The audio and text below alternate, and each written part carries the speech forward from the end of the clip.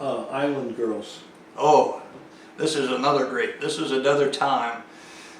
Same island. I was in Tarawa again because it's a main hub. I was out there supervising some repairs being done to several of my helicopters while they were all in port. And it just happened to be my birthday. It was some mid-30s maybe. I can't even remember what birthday it was. But two of my pilots were in. One was a Kiwi from New Zealand, of course, and another one was Honduran. And he looked like a Hispanic Grizzly Adams, had this magnificent beard with a big white stripe down it, just the kindest soul in the world. And they're both hounding me, "Boss Mike, it's your birthday, we got to go out on the town and celebrate." And I'm like, nah, if anything I've learned in my years is never get off the boat. You know, I had a safe place there. It was known, I knew my surroundings, and I'm in a not terribly friendly part of the world. But they kept hounding me, and I'm like, all right, rule number 4, why not? So we get loaded up and start walking down to this bar that they told me about. And mind you, at night they turn the power generator off to the island, so it's dark, nothing going unless you have your own generator or battery powered lights.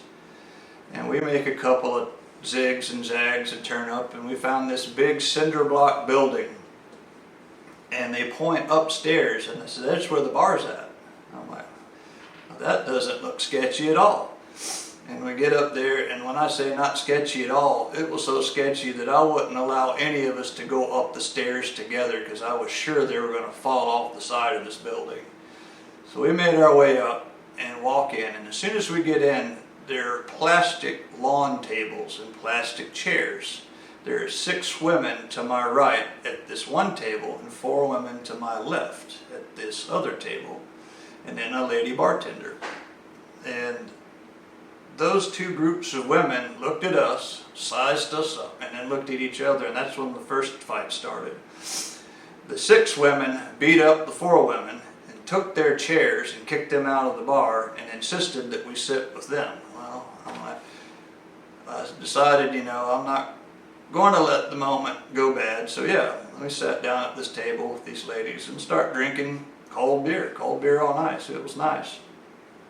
And as time went on, you know, it was nice, friendly conversation, lots of laughs, lots of giggles, and it was getting to be about midnight, and I was ready to go home and go to bed.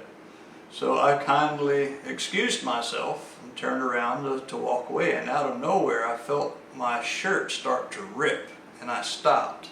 And I really liked that shirt. It was a nice shirt. So I turned around to see what was going on, and it was the lady sitting next to me. She couldn't have been 22 years old max, and she hit me with a left hook. It's just, I saw stars out of nowhere. This tiny little Tarawan lady, left hook, and I know it was left because it was the right side of my favorite face that took the punch. Knocked my head sideways, and I saw stars, and I turned back and I looked at her again, and here comes the right. Hits me with the right hook, and I really don't know what to do at this point because 1, I can't fight, and 2, it's this 105-pound tiny island lady that is starting to whip my rear end. So I'm at all of this. It's not that it was a dangerous fight.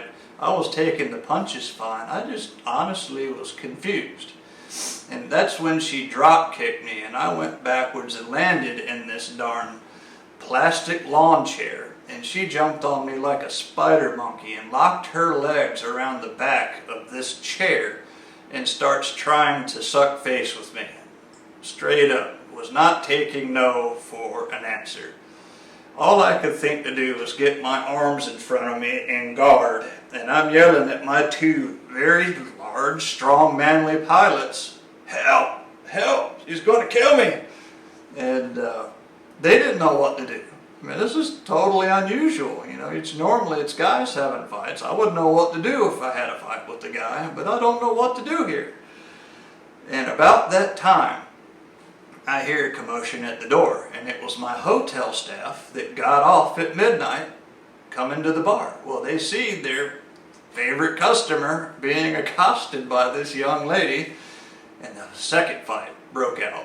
I don't even call what was happening to me a fight. It was just a strange situation. Well, chairs are flying, plastic legs broken off, screaming, yelling, hair going everywhere, tables are flipping, and I finally break loose of the would-be young lady rapist trying to have her way with me. And I just looked at my two guys and screamed, "Run!" And we hit the door, and this time I didn't mind us using the stairs together. All three of us ran down the stairs like our life depended on it. Ran totally dark, didn't even want to turn the flashlight on in case we were being chased by these crazy women. And I make it back to the hotel, and I just looked at my guys and said, "This is why I never get off the boat." And sat down, got me one more cold beer from the fridge, and went to bed. The next morning I learned an interesting tidbit about Kiribati culture, especially Tarawa. The boss lady that ran the hotel says, "Boss Mike, did you notice anything strange about last night?" I said, "Yeah, it's the first time I've ever had a lady forcibly put herself on me. I mean, I thought that would be cool and all, but it really wasn't. I didn't really enjoy that situation." And she just laughs and says, "Well, that was a chief to so-and-so's daughter, and have you noticed any men around here?" I'm like, "No, I really haven't." He said, "That's because Tarawa and the Kiribati, we're a matriarchal society. Women run everything. And she was a very important lady in our town, and she really liked you, and you basically turned her down, and that insulted her honor. So she took it out upon your head and neck area." I said, "Well, ma'am, I have learned a very valuable lesson, and I will avoid social interactions after dark from this point on in the island of Tarawa." And that was my birthday story. That's awesome.